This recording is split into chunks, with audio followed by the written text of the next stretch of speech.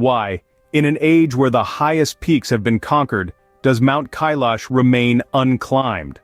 In the heart of the vast Asian continent, there lies a mystery that has puzzled adventurers and climbers for centuries.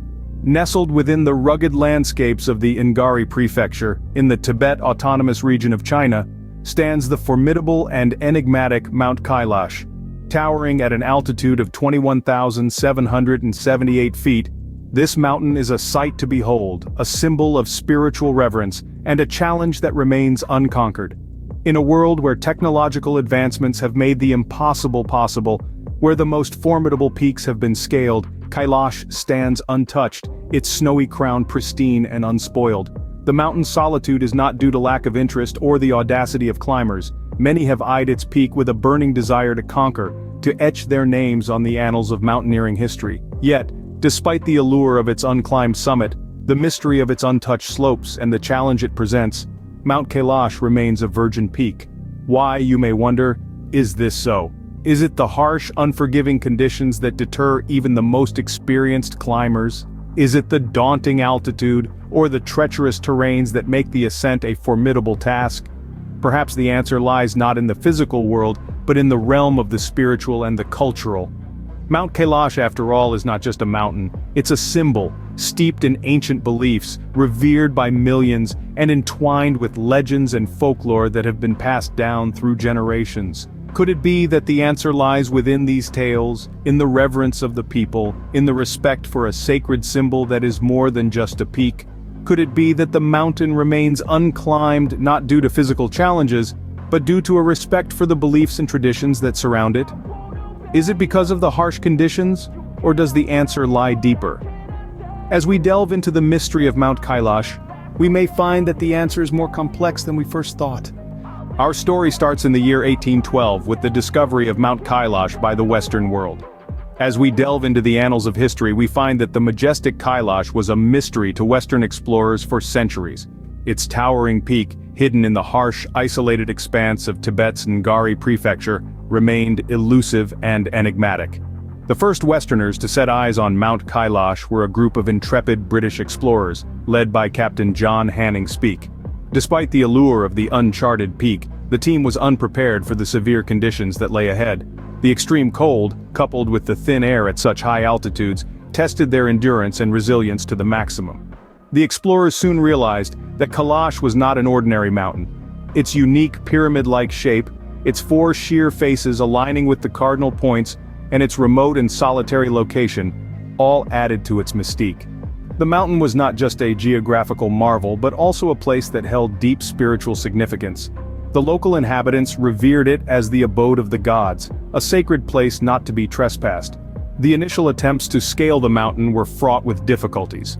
Avalanches, treacherous terrains, and the severe cold were formidable obstacles. But the explorers were undeterred. Their spirit of adventure, their desire to conquer the unknown, spurred them on despite the harsh conditions. However, the mountain was not easily conquered.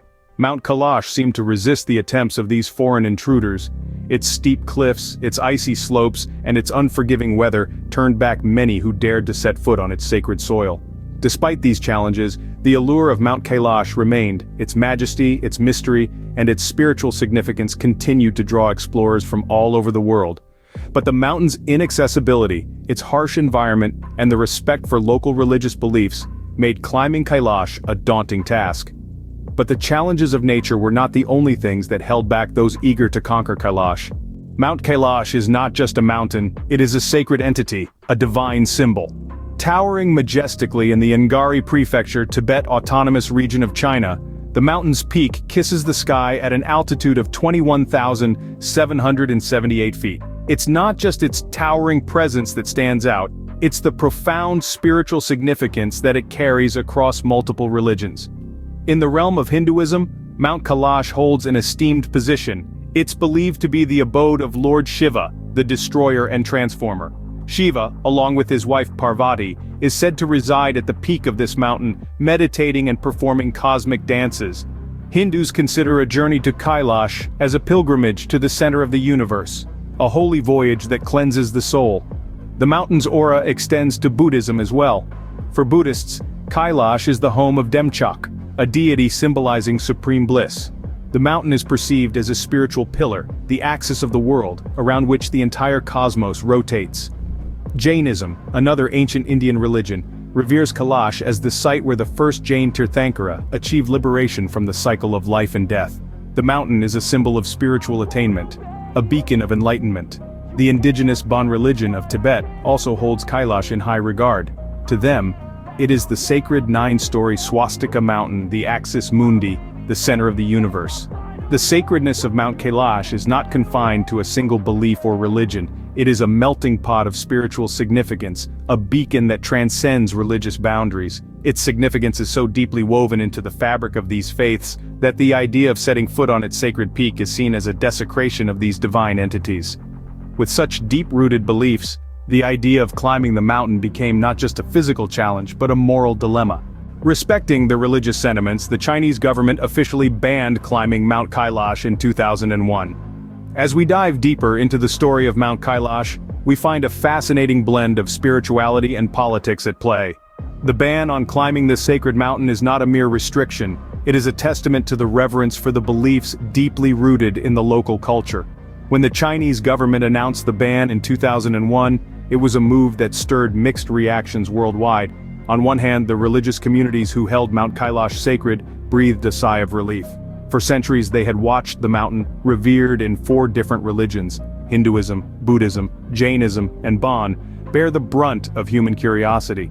To them, this ban was a long-awaited recognition of their faith's sanctity. On the other hand, adventure enthusiasts and mountaineers worldwide viewed this ban with a sense of disappointment. Mount Kailash, with its challenging terrain and spiritual aura, had always been a tempting conquest. Many mountaineers dreamt of planting their flag on its untouched peak. Yet it's essential to remember that mountains like Kailash aren't just geographical features. They're symbols of cultural identity and spiritual significance. In an era where exploration often trumps preservation, the ban on climbing Mount Kailash stands as a beacon of respect for the beliefs and traditions that define our global heritage. Of course, this doesn't mean that the mountain is entirely off-limits. Every year, thousands of pilgrims undertake the arduous journey around Mount Kailash, a ritual known as the Kailash Kora. But the peak itself, that remains untouched, a symbol of divine presence beyond human reach. And so, Mount Kailash remains unclimbed, not due to the lack of courage or skill but due to respect for beliefs held sacred. Fast forward to today, Mount Kailash still stands majestic and untouched. This towering peak, nestled in the Ngari prefecture of China's Tibet Autonomous Region, remains a beacon of religious reverence and respect. Mount Kailash is more than just a mountain, it's a symbol of faith, a pilgrimage destination, and a testament to the power of belief.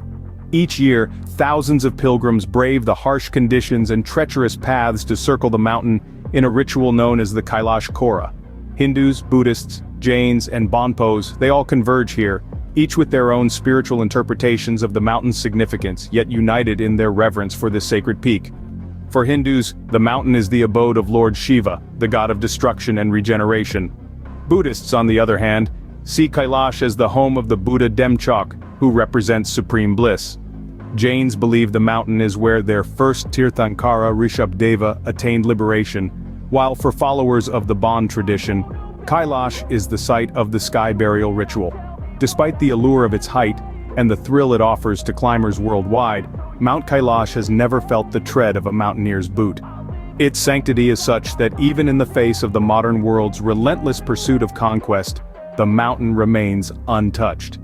The Chinese government, recognizing the importance of Kailash to these 4 religions, has forbidden climbing expeditions, ensuring that the mountain's sanctity is preserved. The story of Mount Kailash is a powerful reminder that not all heights are meant to be conquered.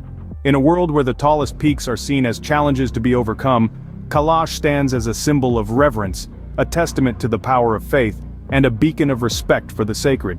It's a place where man's ambition bows down to religious belief and respect for the divine. In a world where every height is seen as a challenge to be conquered, Mount Kailash reminds us that some things are to be revered, not conquered.